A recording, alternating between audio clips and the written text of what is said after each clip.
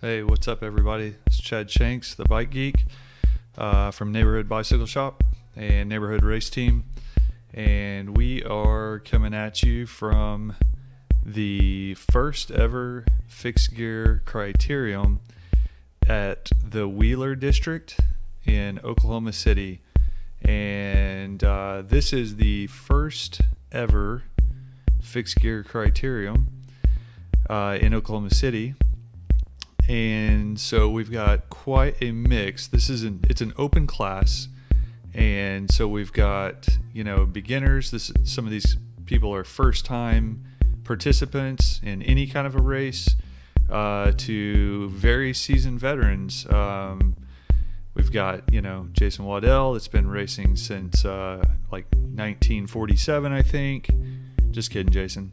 We got Corey White. He's been racing for very long time as well, probably around 20 years. Troy Cowan, 15-year veteran at least. Steven Sharp from Tulsa, myself.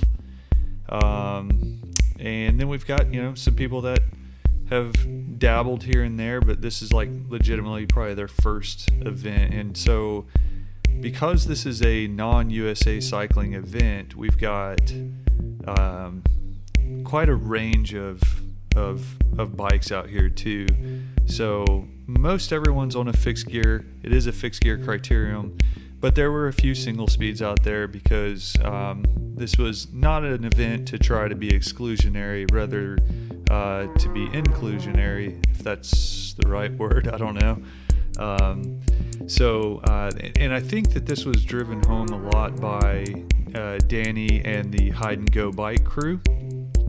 They have a lot of fixed gear riders. And for those of you that don't know what Hide and Go Bike is, it's like a club in Oklahoma City, if you want to call it. They have their own Instagram following. They do a weekly ride. I think it's on Thursday nights. Actually, they do a couple, but like the big one I think is on Thursdays. And correct me if I'm wrong, y'all. It's just a massive bike ride, and it's not a ride that as cyclists we're accustomed to doing. It's a ride, really, it's all about community, and there's a big social aspect to it. They stop for brews. They believe in flower power, and they're pretty cool crew. So that's me attacking, and I think we're about 3 laps into this. And this is my first time doing one of these, as is probably most everyone out here. And it's pretty interesting, I have to tell you. We don't have a track here in Oklahoma, so I've never gotten to do any track racing or velodrome racing. So this is like the closest thing that I've ever gotten to do to something like this. And I've been racing Criteriums for over 20 years, and I can honestly say that this was kind of refreshing in that the tactics are totally different. So you can't just be a standout rider and just, drop a 1300 watt sprint and get a huge gap because you can push that big of a gear. Everyone's gear they're different, but they're pretty close. And so it becomes a lot more about kind of jockeying around and trying to stab everybody in the side when you can, but you're not going to get like a half a lap jump out of one attack. So it was pretty cool, and you can see in my rear cam, I'm not getting rid of these guys. I'm putting in a big effort. My heart rate's up there. It's at 169, but I just can't walk away from anybody. And aside from that, Troy and Steven and Corey and Jason are all super strong anyway, so I wouldn't do that even if we were on road bikes.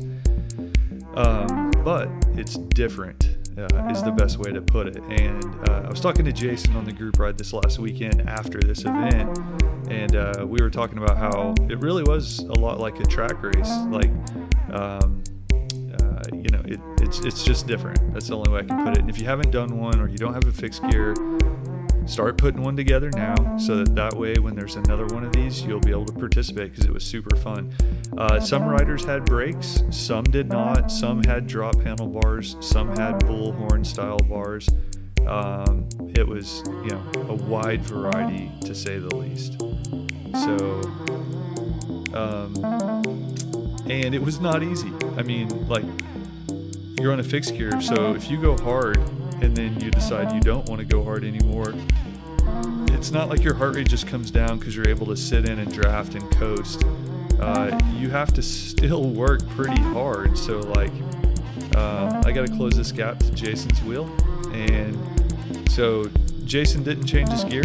You can see he's pretty much spun out. That's his kind of training bike, in-town bike. But he doesn't, you know, he didn't gear it for this, and he just wanted to come out and have a good time. So he probably wins the prize for highest cadence of the night, I would assume. So this is Steven in front of me, and he's going to make a go of it. Steven drove all the way down from Tulsa just for this event. So he is Single Speeder Steve on Instagram, and he's all about that, riding this track bike, and he's no brakes. So he probably had the most impressive ride of the night. It's pretty scary, like diving into these turns and knowing you have to pedal. So for anyone watching, just in case you don't know, a fixed gear bike means that if the wheels are turning, your pedals are turning. So it's a direct connection to the rear wheel. There is no coasting, there's no freewheeling. So as we go through these turns, you'll see his legs are turning. So there's a big inherent danger to that, in that if you get your turn wrong or you go too fast, you will clip a pedal on the ground and crash yourself out. So you don't want to get it wrong, and it definitely is pretty scary, but it's racing, so you're definitely pushing the very edge of kind of what the bike's capable of and your ground clearance and all of the above. And I have the longest length crank arms because I'm super tall, so I'm very leery of it. I also run Shimano pedals, so I don't have very much ground clearance. So a lot of times when I'm going around these turns, I'm gonna have to like high side my bike whenever that pedal stroke's coming down at the same time. So it's tricky maneuvering, to say the least. But I do run brakes. I've ridden fixed gears for years without brakes, and I run brakes. That's all I'm gonna say about that. Everyone's different, and for the fixed gear purists out there, they're probably going to disagree with that pretty vehemently, but it's just easier, and I like having the bell out. I've tried it both ways. I'm going to keep brakes on my bike. So now we got Troy in the background and Steven behind him, and we've now whittled it down to the three of us. So, and again, a lot of people just came out because this was just for funsies. Like, there's no payout. It's not even a USA Cycling event. It's not even a real category in USA Cycling, even if it were. So, so I think us three were probably the only ones taking it super seriously. So I saw an opportunity here. I think Troy ran a little wide, and I'm looking over my shoulder, and I see them. I've got a little bit of a gap. And so you kind of have to really take advantage of everyone out there every chance you can. So if you have a chance to stick a knife in somebody, you got to do it. And this is it right here. So drafting does work, but it's not as significant as it is whenever you're, riding your regular road race bike. And I know if I'm having to work hard, that they're having to work hard also. So I'm going to try to keep this gap as long as possible, but you can see my heart rate's at 174. So I'm going to have to shut it down real soon and get ready for a counter. So I want to take these corners as smooth as possible and try to extend, just this gap for as long as possible. But I'm pretty much caught here.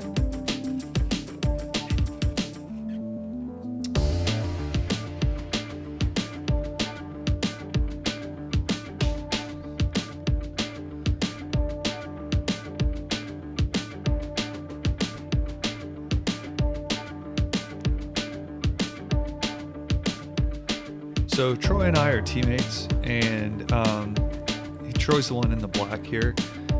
He was not wearing his team kit tonight, and we did not discuss any team tactics at all.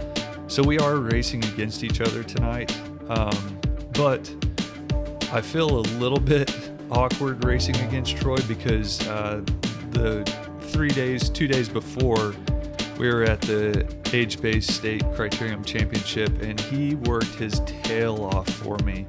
I had riders coming up to me after the race saying, yo, you owe Troy like 10 lunches because he shut me down so many times. So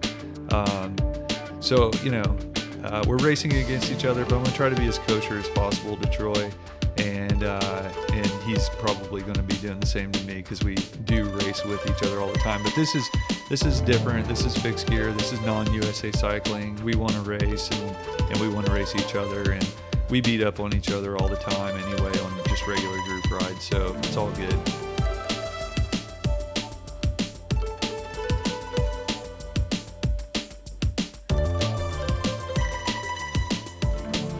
So Steven's just driving it, and he's got a big gear on his bike. I forget what he said he runs actually. There goes Troy. So as soon as the pace lifts, that's usually like someone's going to throw down, and we're ready for it. I'm ready for it. My heart rate's down, and we're kind of expecting it honestly, because there's just a lot of this is what fixed gear racing is. It's just a lot of jockeying around and waiting for the next person to go and responding, and then throwing out a counter, and then slowing way down, and it's so weird. It's so different. You really got to have some confidence in your cornering ability, and you really need to be smooth. And I did not do any previous races of the night. This was the only race I did, because you really can't have a hiccup in forgetting that you're on your fixed gear. If you do, you can get bucked pretty quickly. So I skipped the other races because I did not want to make that mistake, essentially.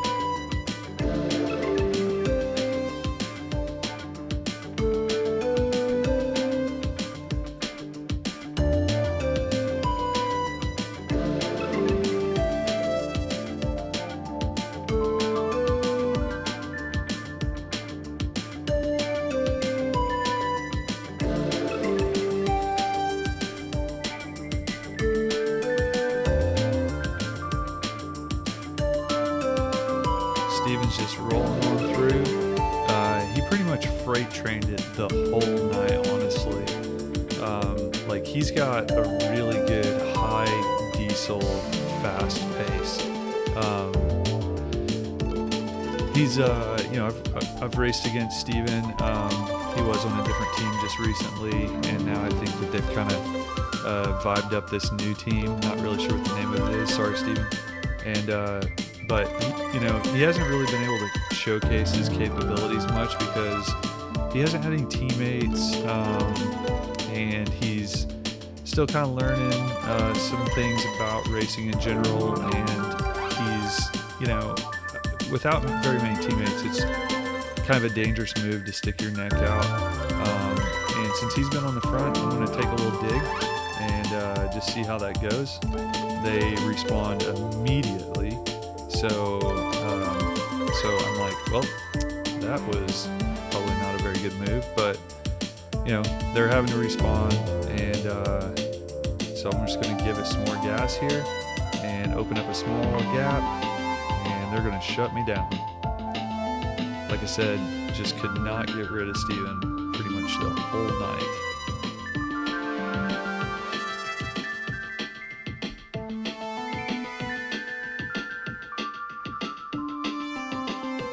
So they're going to come through and roll it through pretty hard. I'm going to have to work hard to get on. And we're doing 25 on the back stretch. So pretty quick.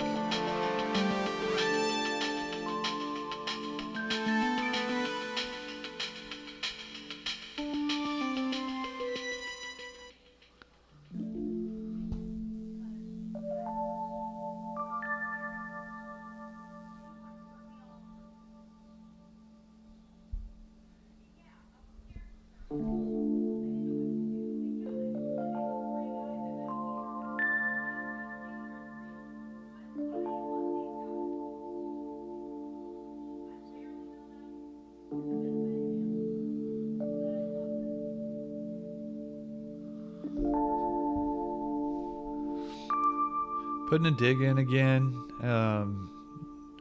just because, you can't really throw down that gear like I said. So at this point I'm kind of thinking, well, probably the only way that I'm going to be able to pull this off is kind of death by 1,000 cuts. So I'm just going to take as many opportunities to kind of low blow and kidney punch as many times as possible, and hope that it works out and that I don't bury myself at the same time. But that heart rate's definitely creeped up, 175. So I'm hurting right now. Steven takes a good opportunity and puts in another dig on me. I've got to respond hard while that heart rate's super high. And thankfully I was able to get on. And Troy's just sitting there, nice and pretty, looking good, and enjoying that Steven and I are beating up on each other pretty hard.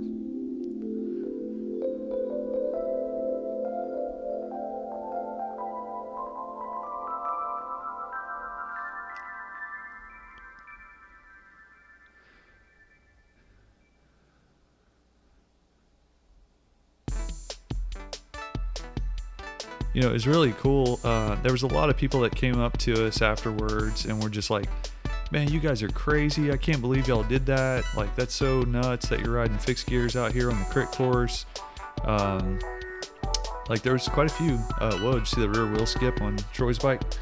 But, to be honest, unless you take yourself out, it was actually really safe because we're all on fixed gears here. And so it's not like somebody's going to stop really quickly. Like, we're all being forced to pedal. So even if somebody crammed brakes, the pedals are still turning at that point. And because everyone's kind of equally geared, there's no huge speed differentials. There goes Troy. So Troy goes, and I'm going to play kind of a dirty tactic here. I'm not going to lie. Like, this was pretty dirty. Like I said earlier, even though we're not kitted out in the same kits tonight, and we did not anticipate playing any team tactics, I'm going to force Steven to chase. So aside from that, I'm tired anyway. Troy and I did not compare notes before this race. We were just excited to race the fixed gear, and we were racing against each other. But this is just kind of an old tactic, honestly. Like, I jumped onto Steven's wheel, and I'm gonna wheel suck on him and force him to chase Troy. And Troy he's got a motor on him for sure. So Steven goes to flick me through right there. I don't know if you saw his elbow. And I'm not going to pull through at this point. We've still got a ways to go. Forget what the lap count was. We probably could have seen it right there, but we're about almost 20 minutes into a 30-minute crit, so I know I've got 10 minutes. I've been watching my clock, and I'm keeping an eye on Troy on how far he is up the road. So I'm just trying to time it where I don't mind if he goes up the road. But once he gets far enough that I'm starting to get worried as to whether or not I can get up to him, then that's probably when I'm going to jump Steven. So this is kind of bike racing 101. Don't let somebody get out further than you know you can jump, unless you've got a big team to pull it back. But so Troy's going to hang out there for a while. I'm going to force Steven to chase, and sorry, Steven, just bike racing, man. He was actually, I actually apologized to Steven afterwards. I was like, yo, bro, sorry I had to get dirty on you out there. He was like, oh, it's all good, bro. Like, he didn't care. He understands it's bike racing. It's not personal. And that's the fun thing about it. You know, it's a fast moving chess game all the time. And this was risky, honestly. Like, Troy, possibly, honestly, if Troy hadn't done the B race earlier in the night, he would have stuck this. Like, I'm pretty much confident he would have stuck this, because he put a big gap on us pretty quickly. But actually, in his words after the race, he said, man, it was just like 2 laps too long. And, you know, which tells me if he would have been fresh, he certainly would have stuck that for sure.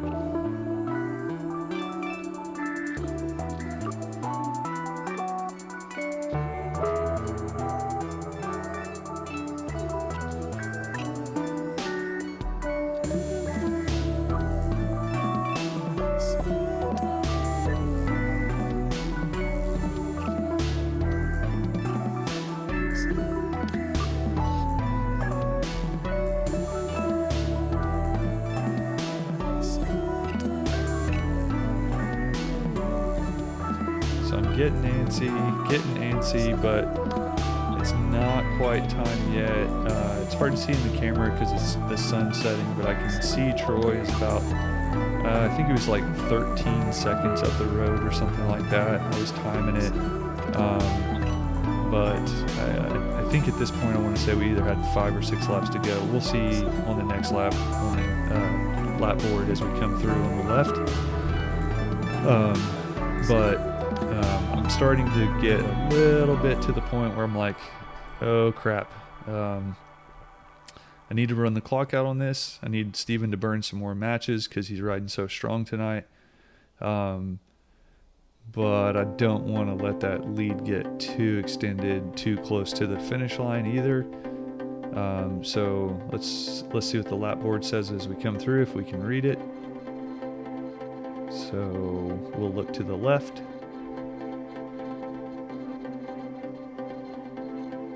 Couldn't read it. I could read it in the race, but watching the video, it's hard to read.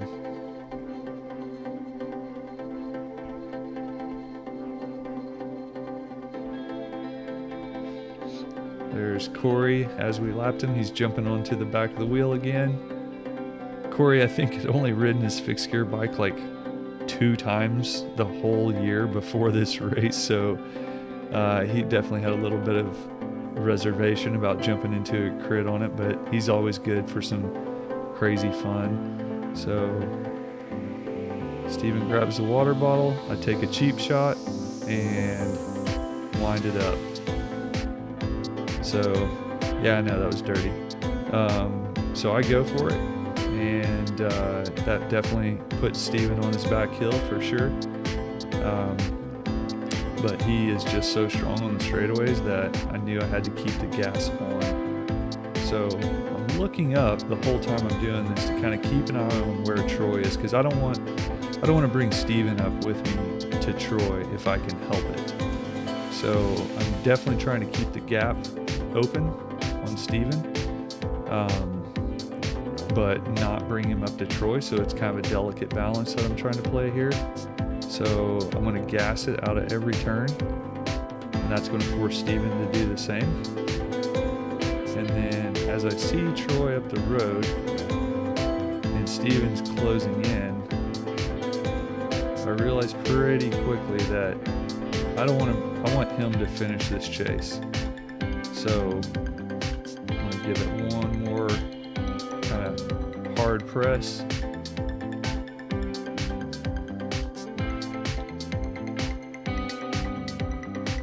Hard to see Troy because he's in black, but he's not very far up the road now, so I'm gonna put another dig on Steven.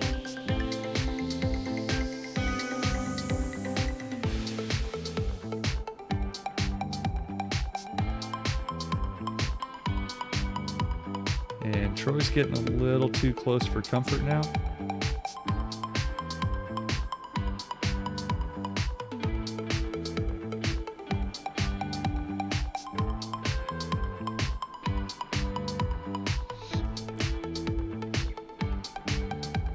I've still got a little bit of a gap now, so not sure if he's hurting or if he's just playing coy, but that's Troy in front of us. So I'm gonna make Steven close the last part of this gap. And I'm just gonna sit on and watch that gap to Troy.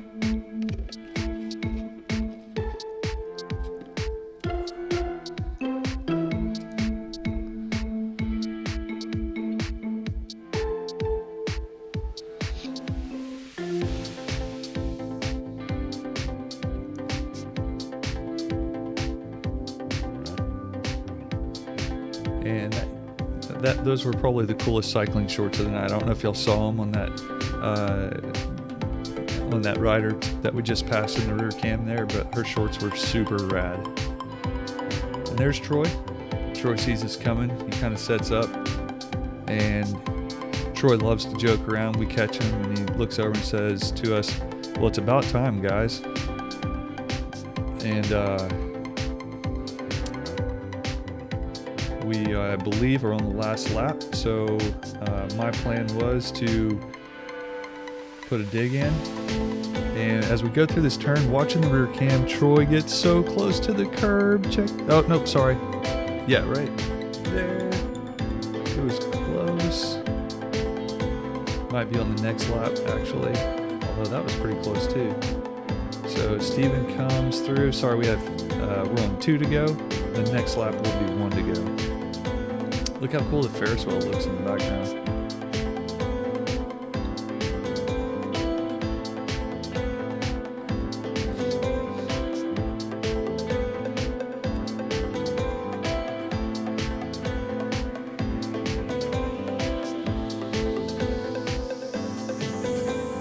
So this is working out perfect for me.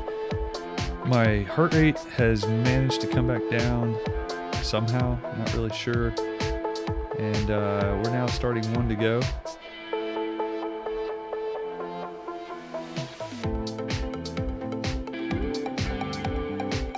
There's a little bit of jockeying for position here. We're not going slow, but Steven's not fully committed right now.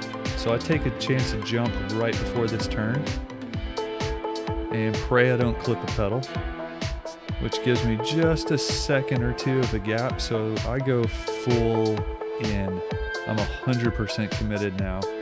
So this is everything I got, and I know that my gear is pretty similar to their gear, just by judging their cadence and my cadence through the night. So if I'm going flat out, there's not going to be much time they can pull back on me. Now watch Troy going into the curb right here. Somehow he doesn't crash. But I've got a little bit of a gap, and I can't let up because this is the last straightaway before the last 3 turns. So my assumption was on a fixed gear, first out is probably the first across the line. So first turn, second turn, and Steven's closing in on me. Hit the 3rd turn, I look under my shoulder, see I got a little bit of a gap, so just unload everything we got. Heart rate's high, I'm hurting super bad. Just got to go flat out from here and come across the finish line, and I managed to take it. But it was close call several times. Everyone raced super good. It could have gone any which way between us, but I managed to sneak out the win for the night. So thanks for watching, y'all, and come out and race the Wheeler Crit.